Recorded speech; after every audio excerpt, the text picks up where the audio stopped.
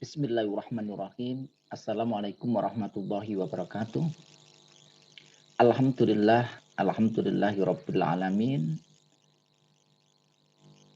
Marilah kita panjatkan puji dan syukur kita kehadirat Allah Subhanahu wa taala yang telah memberikan rahmat dan karunia-Nya kepada kita semuanya, sehingga pada kesempatan kali ini kita dapat melanjutkan kuliah online pada mata kuliah mesin listrik.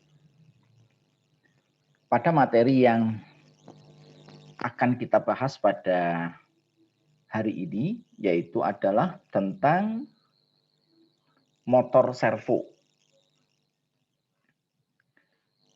Nah, ini untuk biodata saya.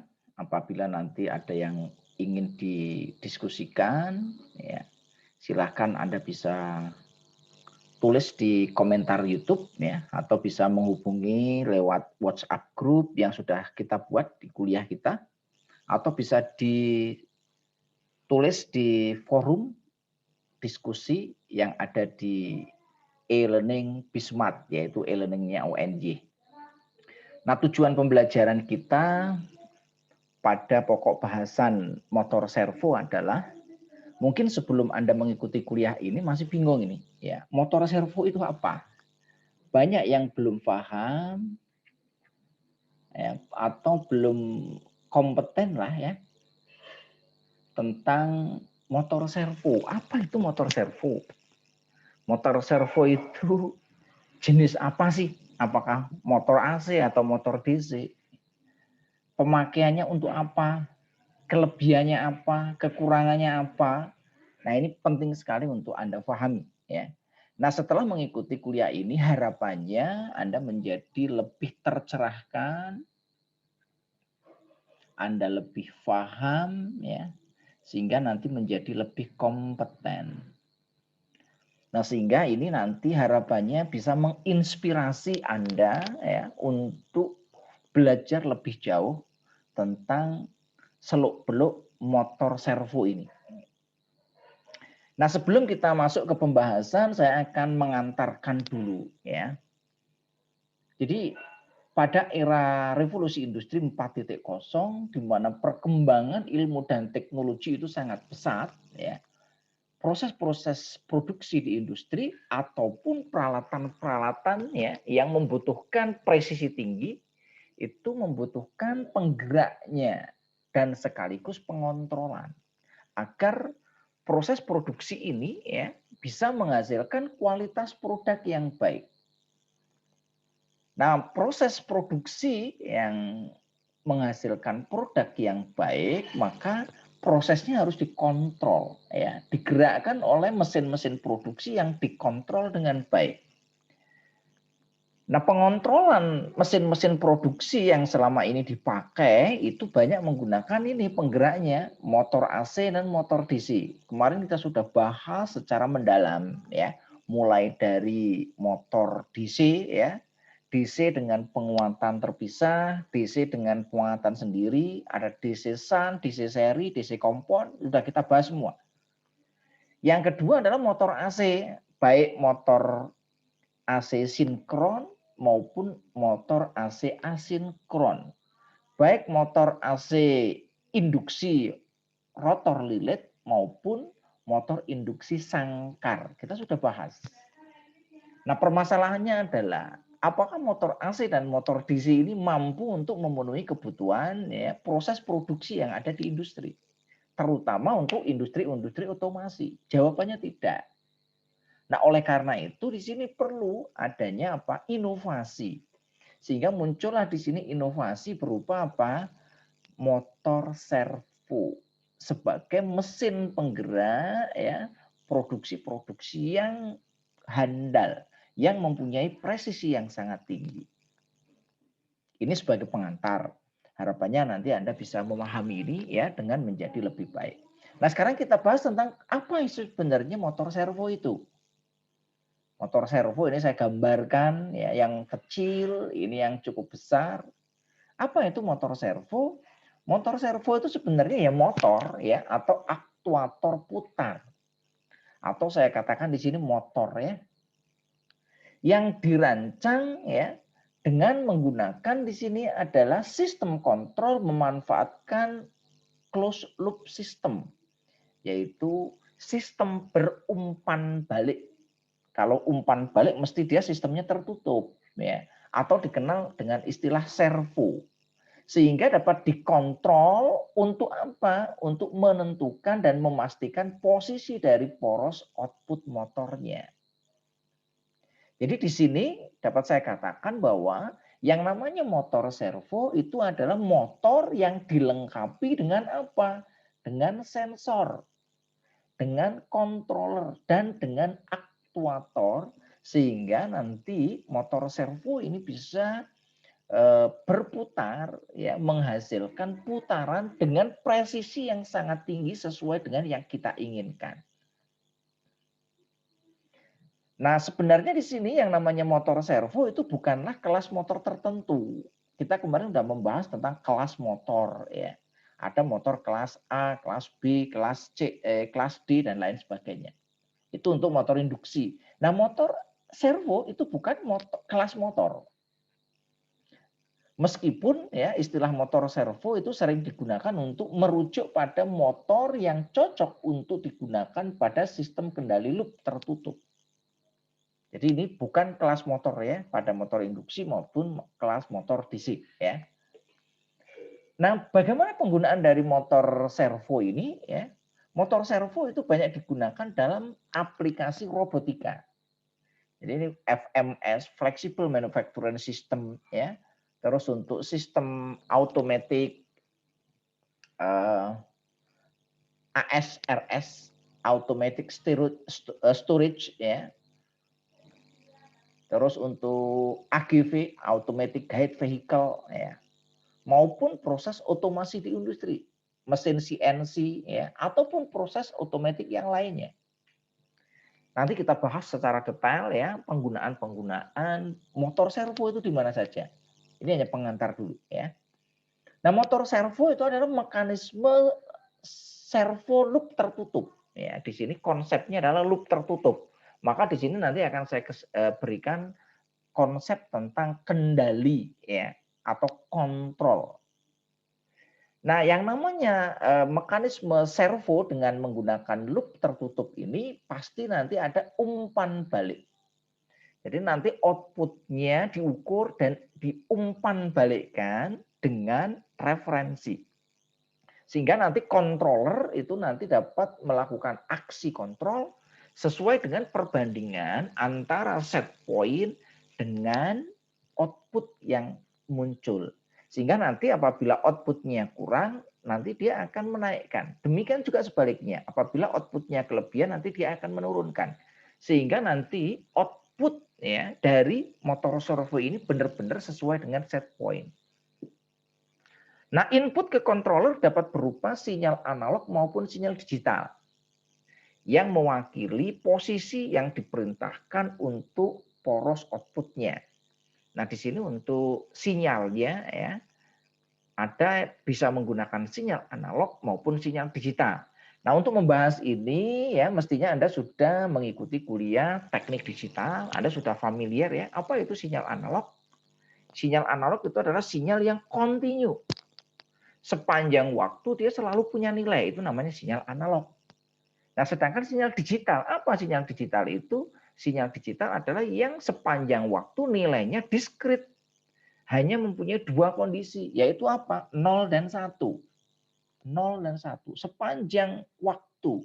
Kalau analog dia kontinu, selalu punya nilai. Kalau 01 kan dia terputus-putus. Tetapi kalau analog dia sepanjang waktu dia selalu punya nilai. Nah, input pada motor servo itu dapat analog maupun digital. Yang berikutnya bahwa motor servo nanti dipasangkan dengan beberapa jenis encoder posisi untuk memberikan umpan balik posisi dan kecepatan. Nah, pada kasus yang sederhana yang diukur itu hanya pada posisi. Pada kasus yang kompleks ya semuanya nanti diukur posisi, kecepatan, percepatan ya. Termasuk nanti smooth ya tentang perubahan kecepatan dan percepatannya. Nah, posisi terukur dari keluaran nanti dibandingkan dengan posisi perintah masukan. eksternalnya ke controllernya. Nah, saya gambarkan dulu supaya Anda apabila belum ngerti tentang konsep control loop tertutup. Apa sih yang dimaksud dengan control loop tertutup ya? Di sini saya dapat tuliskan sebelah kiri itu adalah input, di sisi kanan itu adalah output. Nah, di sini nanti ada set point ya. Ini ada set point. Set point adalah tujuan yang ingin dicapai, nilai yang ingin dicapai. Nah, di dalam sistem servo ini nanti ada unit pemproses ya atau control. Di sini nanti ada aktuator. Aktuator adalah yang melakukan manipulasi ya sehingga nanti outputnya bisa kita kontrol. Di sini ada plan. Nah, plannya itu adalah motornya ini. Nah, di sini nanti ada sensor. Sensor digunakan untuk mengukur output. Nah, di sini output nanti selalu dibandingkan dengan set point. Apakah nanti ini plus atau minus? Kalau plus ya, maka unit controller ya, pemproses ini nanti akan memerintahkan aktuator. Kalau kecepatan, kalau yang dikontrol itu adalah misalkan plannya itu motor DC, ini kan sebenarnya motor nih. Motornya nanti bisa DC, bisa AC. Kalau yang motor DC misalkan nanti mau diatur kecepatannya, ya nanti tinggal nanti, oh kecepatannya kurang, ya nanti ditambah. Apa yang ditambah? Bisa nanti arus eksitasi medannya, bisa tegangannya. Nah ini mestinya Anda sudah belajar kemarin ya, untuk regulator ya pengaturan kecepatan motor DC. Kalau motor AC gimana? Motor AC yang diatur adalah kemarin menggunakan apa? N sama dengan 120 kalikan F dibagi P. Maka yang diatur adalah frekuensinya. Nah, di sini nanti kalau kemarin kita sudah kenal untuk pengaturan kecepatan motor AC, kita pakai VSD. VSD adalah variable speed drive. Nah, VSD merupakan control loop terbuka karena tidak ada feedback. Nah, sedangkan di motor servo itu dilengkapi dengan feedback, ada sensor di sini. Nah, hasilnya seperti apa ya? Ya, ini gambaran ya sistem kontrol otomatis. Misalkan di sini kita implementasikan untuk kontrol level ya.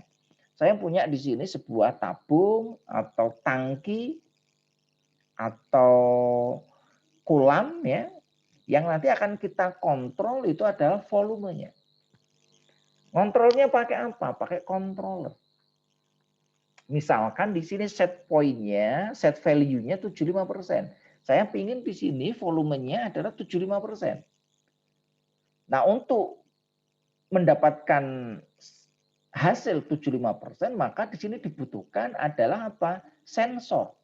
Maka dibutuhkan sensor level di sini. Di sini butuh sensor level. Sensor level pakai apa? Macam-macam. Bisa pakai pelampung, ya, bisa pakai ultrasonik, bisa pakai kapasitan, bisa pakai magnetik. Yang nanti setiap saat akan mengukur berapa level yang ada di tangki ini. Nah, setelah diukur nanti dikirimkan ke controller.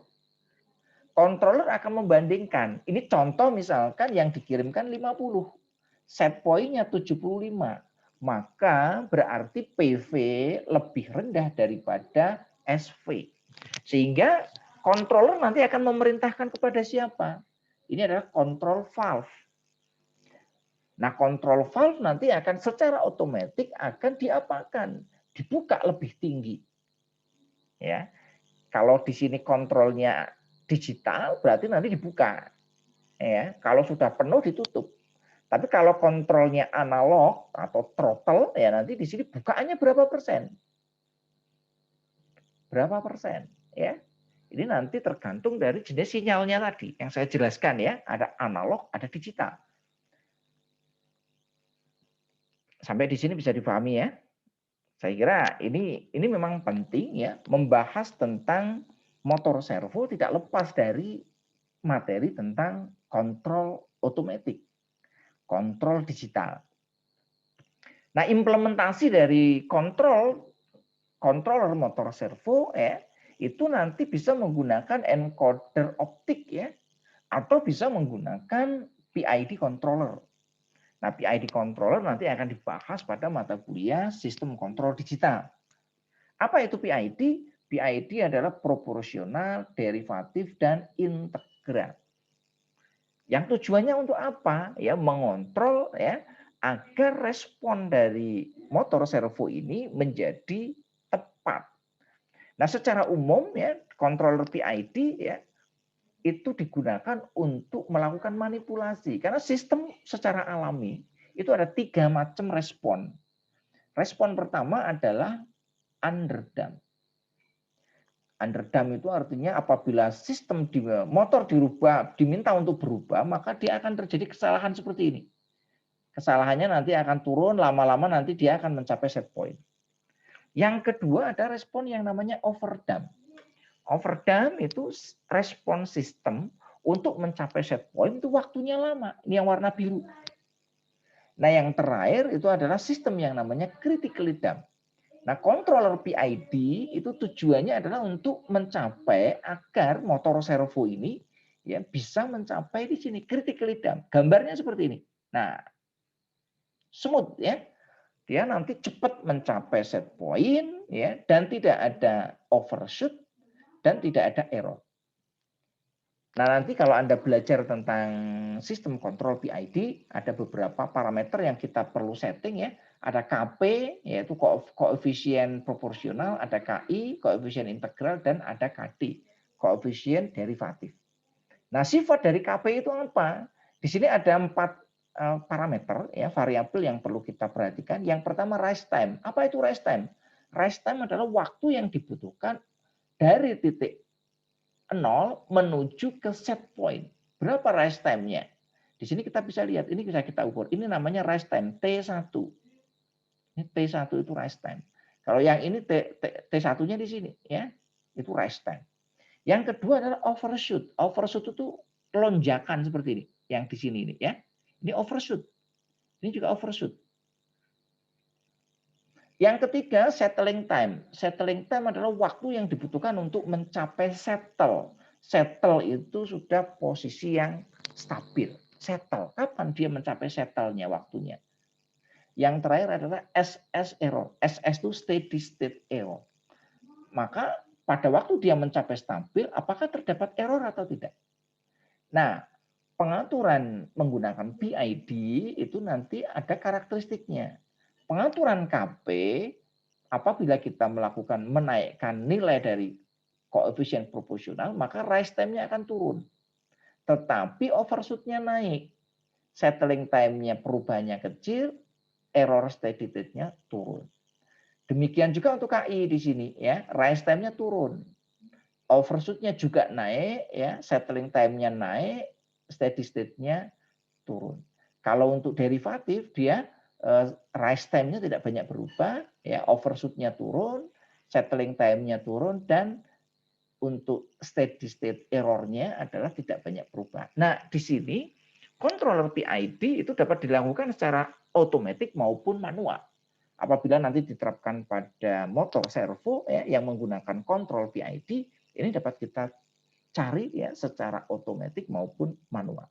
Nah, lebih jelasnya nanti Anda silahkan belajar tentang mata kuliah sistem kontrol digital yang akan membahas tentang kontrol PID. Nah, sekarang kita bahas tentang macam-macam dari motor servo.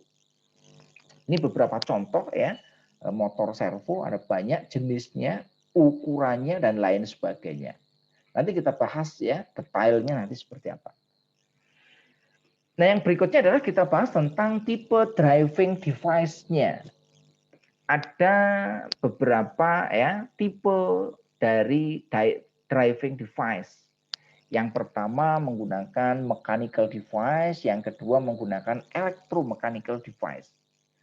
Nah, untuk yang menggunakan mechanical device ini menggunakan hidrolik dan pneumatik.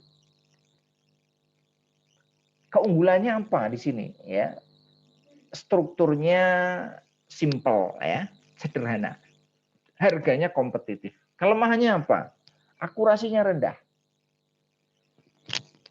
Nah, biasanya terdapat noise ya, polusi udara yang tidak dapat dikontrol dan lain sebagainya karena menggunakan hidrolik itu menggunakan cairan, sedangkan pneumatik menggunakan udara tekan. Nah, sekarang yang menggunakan electromechanical device itu ada banyak ya. Ada motor stepper ya.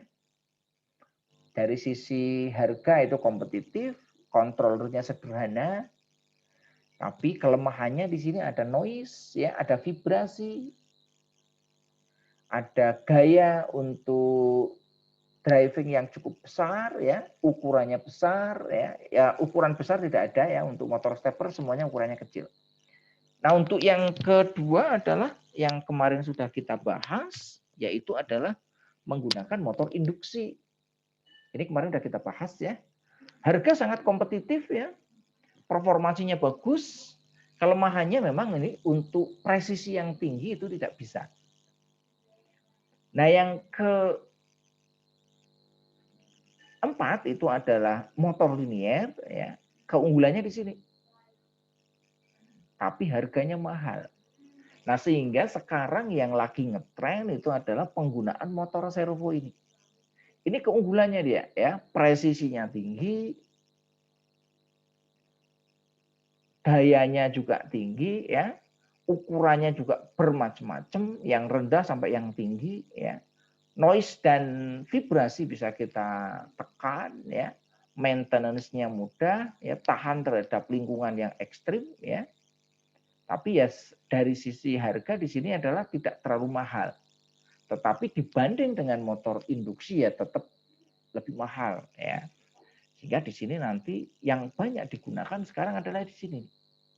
Dibanding dengan motor yang lain. Motor induksi tetap dipakai ya, ini tetap dipakai di banyak industri untuk penggerak-penggerak yang tidak membutuhkan presisi yang terlalu tinggi. Sedangkan untuk motor-motor yang menggunakan presisi tinggi lebih banyak menggunakan motor servo. Nah, kalau kita lihat di sini ya, perbandingan berbagai jenis motor listrik ya. Ini motor, ini drivernya ya. Kalau kita lihat di sini motor induksi ya. Desainnya sederhana. Statornya itu ada belitan di sini ya, feedbacknya option ya, speednya sekian ya, range-nya sekian, dan lain sebagainya. Kontrol tipenya itu adalah kemarin sudah kita bahas, yaitu adalah kontrol tegangan dan frekuensi. Ada mode kecepatan untuk kontrolnya ya, speed control range-nya ini ya. Nah, sedangkan untuk motor servo DC ini seperti ini, kita lihat ya. Desainnya lebih kompleks karena di sana kan ada motor plus sensor plus controller dan aktuator. Statornya tidak menggunakan coil tetapi menggunakan magnet pemanen ya, rotornya pakai coil, feedbacknya nanti pakai encoder ya. Speednya bisa lebih tinggi ya di sini 3000 rpm. Dayanya itu sekitar 5 kW ya. Enggak terlalu besar karena motor DC. Lifetime-nya tergantung dari brush ya. Kontrol tipenya pakai vector control ya. Kontrol mode-nya pakai posisi atau speed ya. Speed range-nya seperti ini kita bisa lihat ya. Nah, yang berikutnya adalah untuk ya AC servo motor. Kalau AC servo motor desainnya tidak terlalu kompleks ya. Statornya terdiri dari coil, kebalikan dari servo motor DC. Untuk encodernya ini ya, dayanya bisa sampai 22 kW ya. Untuk lifetime-nya nanti tergantung dari bearing-nya. Kontrolnya pakai vector control ya. Yang dikontrol apa? Bisa speed, bisa position, bisa torsi.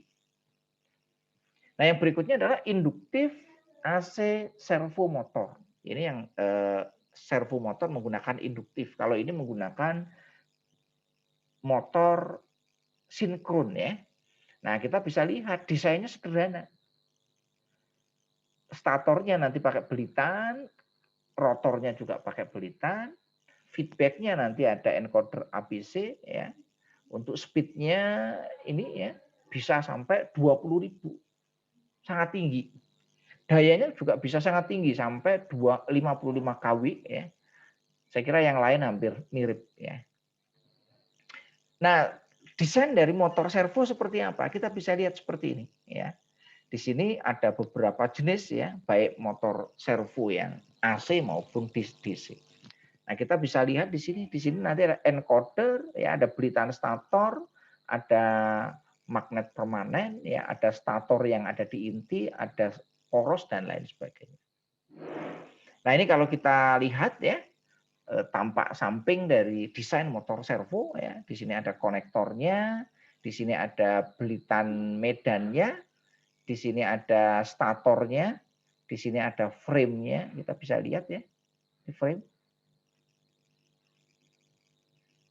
Nah, kita nanti jenisnya di sini belitanya bisa sentral seperti ini ya, bisa intensif, bisa menggunakan multi slot ya untuk penempatan belitan ya, baik di rotor maupun statornya.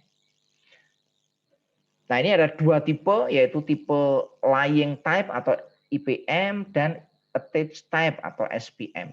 Ya, ini adalah magnet permanennya, ini inti dari rotornya, ini adalah porosnya. Nah, untuk penggunaannya tipe lying type ya, ini adalah penampakannya seperti ini. Lying type itu penggunaannya di sini adalah untuk rotasi dengan kecepatan yang tinggi ya, untuk daya yang rendah dan untuk kerja yang berat. Sedangkan untuk attached type bentuknya seperti ini ya. Nah, ini digunakan untuk daya yang besar ya, menggunakan magnet permanen ya. Ini juga apa namanya digunakan untuk kerja-kerja yang tidak terlalu berat dibanding dengan lying type tadi. Kalau lying type itu untuk pekerjaan yang berat. Nah, ini untuk komposisi dari encoder optiknya ya. Ini bisa menggunakan apa namanya optical encoder ya. Di sini ada light absorbing elemennya, ini ada fixed shield-nya, ada rotary split-nya ya, ada light emitting elemennya ya, ini adalah porosnya. Nah, di sini untuk output-nya ya kita menggunakan sinyal digital ya. Misalkan untuk pace-nya seperti itu ya. Untuk counter, untuk rotating direction-nya, untuk setting ininya ya, untuk posisi dari rotor dan lain sebagainya. Nah, ini kalau kita lihat ya, kita bedah untuk dalemannya dari motor servo. Mulai dari encoder ya, untuk magnet permanennya, untuk belitannya ya, untuk porosnya, untuk frame-nya, untuk dimensinya, panjangnya berapa. Nah, ada beberapa tadi kelas-kelas dari motor servo ini ya. A, B, D, G, dan M ya. Ini adalah beberapa yang digunakan untuk berbagai macam kecepatan di sini. A itu adalah untuk kecepatan 3000 rpm, D itu untuk 20.000 ya. G itu untuk 1500 dan M itu untuk 1000. Nah, ini untuk torsinya. Di sini adalah untuk frame size-nya, ukuran frame-nya. Jadi nanti kita bisa lihat untuk frame size SA, SB, SC, SE, SF, SG, SH. Kita bisa lihat di sini. Apa itu masing-masing ini kita bisa lihat ya. Ini adalah untuk tipe motor servonya. Ini untuk tipe motornya. S itu artinya apa ya?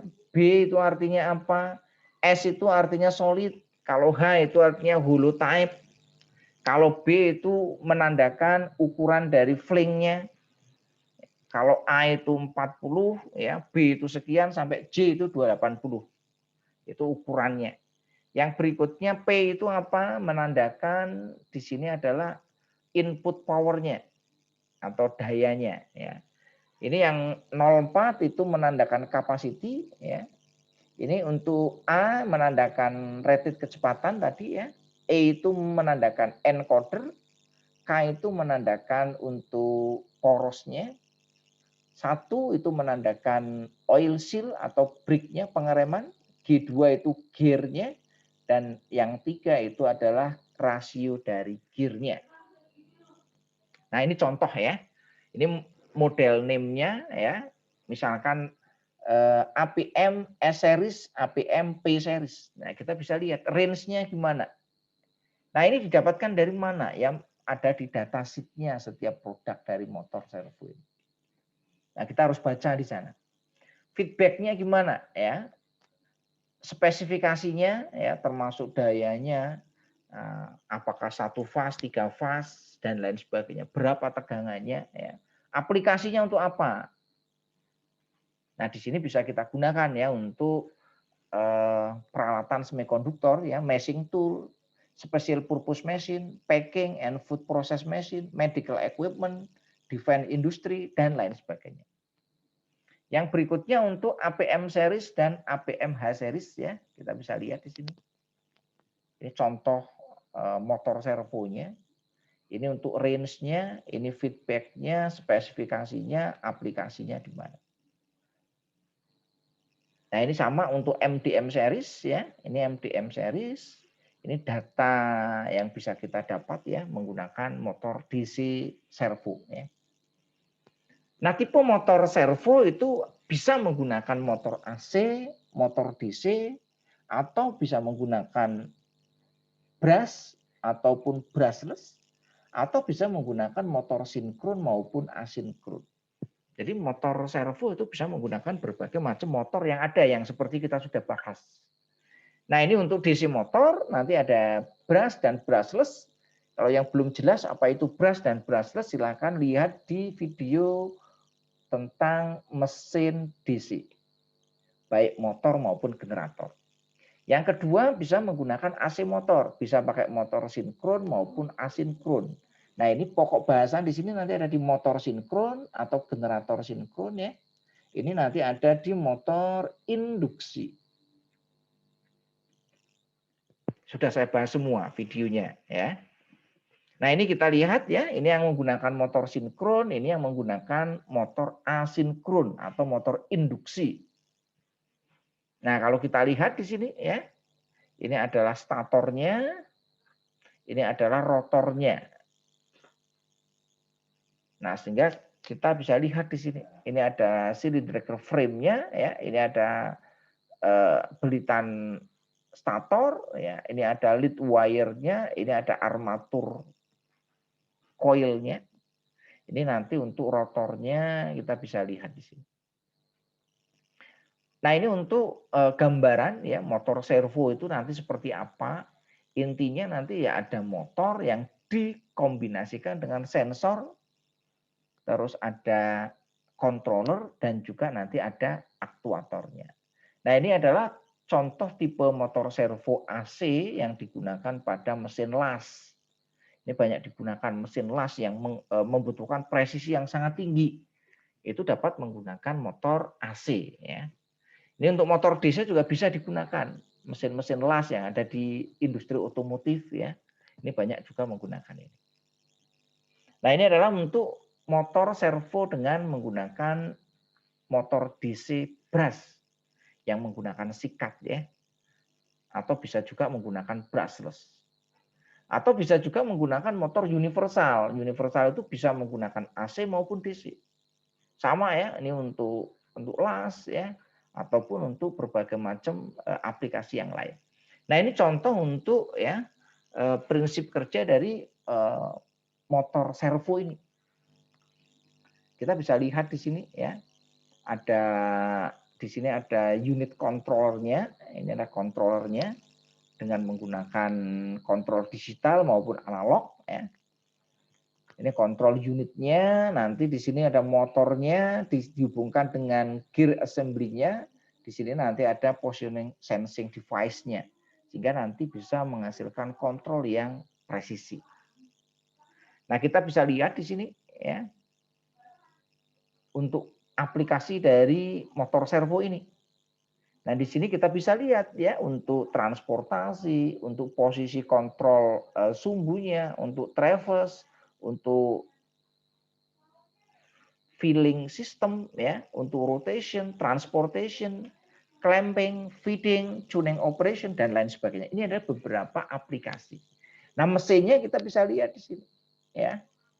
Industrinya apa ya? Ini gerakannya apa ya? Ini kontrolernya apa? Bisa untuk kontrol posisi, bisa untuk speed, bisa untuk torsi. ya. Nah, ini sudah ada beberapa ini datanya. Nah, ini kalau kita lihat ya aplikasi motor servo contohnya begini ya. Kita bisa lihat di sini. Packing mesin membutuhkan presisi yang tinggi ya, membutuhkan efektivitas yang tinggi dengan cost yang rendah ya, ukurannya compact ya, responnya cepat dan kecepatan tinggi. Yang kedua, cutting machine. Ini banyak digunakan di industri ya, untuk cutting kain, untuk cutting kertas, untuk cutting kayu, untuk cutting logam dan lain sebagainya. Ini robot yang digunakan untuk las di industri otomotif ya, sepeda motor, mobil, mainan, komputer, HP dan lain sebagainya. Ini adalah textile machine, mesin-mesin yang digunakan di industri tekstil. Yang berikutnya adalah CNC machine, printing machine, electronic manufacturing ya, punching machine dan lain sebagainya. Ini beberapa contoh aplikasi. Nah, yang berikutnya ini contoh juga aplikasi ya untuk AC servo motor ya yang digunakan untuk misalkan di sini untuk pengisian botol ya, pengisian air atau pelabelan atau berbagai macam proses. Di sini ada conveyor ya yang digerakkan oleh motor ya. Di sini nanti ada drivernya. Nah, di sini nanti untuk pelabelannya. Nanti ini sensor-sensornya nanti pakai misalkan pakai photocell ataupun proses yang lain. Nah, berikutnya di sini juga proses yang sama ya. Ini ada kontrol yang misalkan di sini untuk melubangi atau untuk memberikan tanda untuk proses-proses yang lain di sini. Ini bisa menggunakan motor servo. Nah, ini adalah proses ya yang banyak juga menggunakan motor servo, misalkan untuk pengepakan produk tertentu, ya penggulungan kertas, ya untuk pencetakan sesuatu, ini banyak juga menggunakan motor servo. Nah, ini juga sama ya, contoh aplikasi ya motor servo di industri. Ini beberapa aplikasi di industri, baik menggunakan tipe standar ya maupun tipe-tipe yang lain ya. Ini di industri makanan, industri perakitan, industri logam dan industri-industri yang lain. Nah, ini juga untuk mesin-mesin servo sekarang banyak digunakan untuk menggantikan mesin-mesin yang digerakkan dengan hidrolik maupun pneumatik. Karena mesin servo ini, motor servo itu jauh lebih efektif dan efisien. Ini di industri logam ya, di machining tool ya, ini juga sudah banyak menggunakan motor servo. Ini aplikasinya di sini nih. Press brake ya, auto tool charger, coil feeder, steel processing dan lain sebagainya. Ini juga sama di industri tekstil, ini sudah banyak digunakan ya. Jadi nanti kalau Anda kerja di sana, Anda sudah akan berhubungan dengan motor-motor servo ini. Nah, dengan motor servo ini Anda harus punya kompetensi, ya, ngerti. Kira-kira nanti prinsip kerjanya seperti apa, komponennya apa saja, ya. Terus nanti permasalahannya apa, ya, Anda harus tahu semuanya. Ini untuk mesin simulator ya banyak digunakan di misalkan pada saat kita membuat SIM ya kita tesnya menggunakan mesin simulator atau berbagai macam project ya yang membutuhkan simulator ya. Movie theater ya, game machine ya, itu banyak menggunakan mesin-mesin servo ya. Ini mesin-mesin khusus juga banyak ya, misalkan untuk router, spring forming machine, bending machine ya untuk mesin pembengkok ya, EDM machine, packing machine dan lain sebagainya. Ini mesin medis dan mesin perang ya. Mesin medis itu sangat penting ya, servo. Misalkan untuk laser ya, untuk penyinaran laser atau penggunaan radioaktif dan lain sebagainya itu harus sangat presisi. Untuk medical, untuk pertahanan ya ini pakai semuanya nanti pakainya motor servo ya. Termasuk nanti untuk pengarah roket, pengarah antena ya agar rudal yang ditembakkan itu tepat sasaran. Saya kira itu yang dapat kami sampaikan ya. Semoga apa yang kami sampaikan ini bermanfaat bagi Anda ya dalam belajar mesin listrik, utamanya pokok bahasan motor servo. Saya yakin apa yang saya sampaikan mungkin ada salah dan kurangnya. Oleh karena itu saya minta maaf ya. Semoga materi yang saya bahas ini bisa menginspirasi Anda untuk belajar lebih mendalam tentang motor servo. Demikian, terima kasih. Akhirul kalam, wallahul mu'afiq ila aqwamit thoriq. Assalamualaikum warahmatullahi wabarakatuh.